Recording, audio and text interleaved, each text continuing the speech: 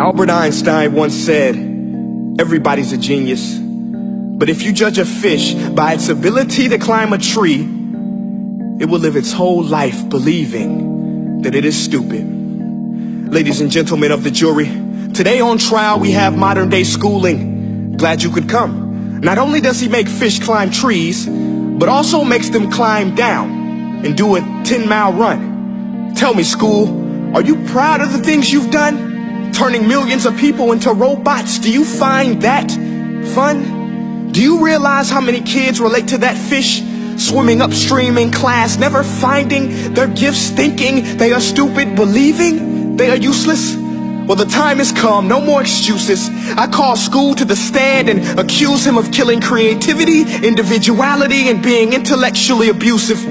He's an ancient institution that has outlived his usage. So, Your Honor, this concludes my opening statement, and if I may present the evidence of my case, I will prove it. Proceed. Exhibit A. Here's a modern day phone. Recognize it? Here's a phone from 150 years ago.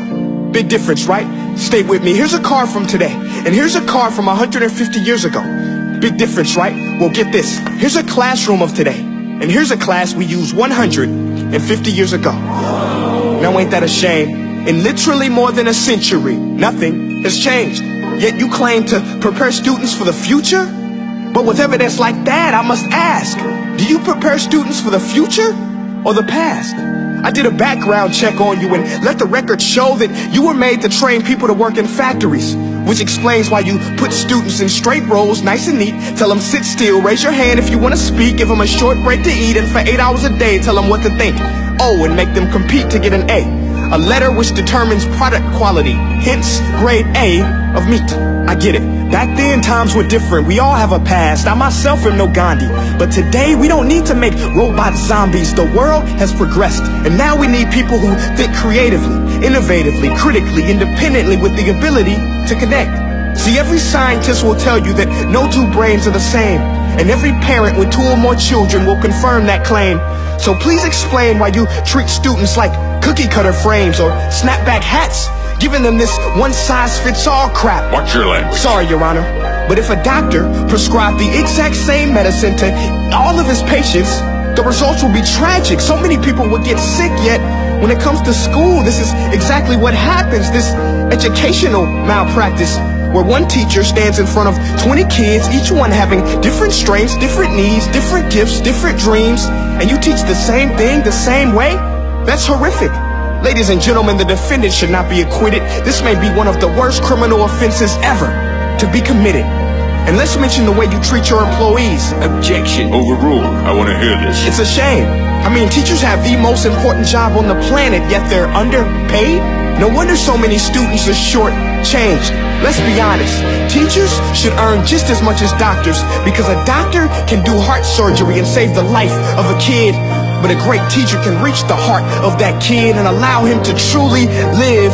See, teachers are heroes that often get blamed, but they're not the problem.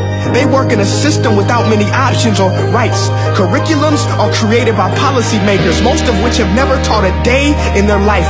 Just obsessed with standardized tests. They think bubbling in a multiple choice question will determine success. That's outlandish. In fact, these tests are too cruel to be used and should be abandoned, but don't take my word for it. Take Frederick J. Kelly, the man who invented standardized testing, who said, and I quote, "These tests are too cruel to be used and should be abandoned." Ladies and gentlemen of the jury, if we continue down this road, the results will be lethal. I don't have much faith in school, but I do have faith in people. And if we can customize healthcare, cars, and Facebook pages, then it is our duty to do the same for education, to upgrade and change and do away with school spirit, because that's useless. Unless we're working to bring the spirit out of each and every student, that should be our task. No more Common Core. Instead, let's reach the core of every heart in every class. Sure, math is important, but no more than art or dance. Let's give every gift an equal chance. I know this sounds like a dream, but countries like Finland are doing impressive things. They have shorter school days. Teachers make a decent wage. Homework is non-existent, and they focus on collaboration instead of competition. But here's the kicker, boys and girls. Their educational system outperforms every other country in the world. Other places like Singapore are succeeding rapidly. Schools like Montessori, programs like Khan Academy, there is no single solution. But let's get moving, because while students may be 20% of our population, they are 100% of our future. So let's attend to their dreams, and there's no telling what we can achieve. This is a world in which I believe, a world where fish are no longer forced to climb trees. I'll rest my case.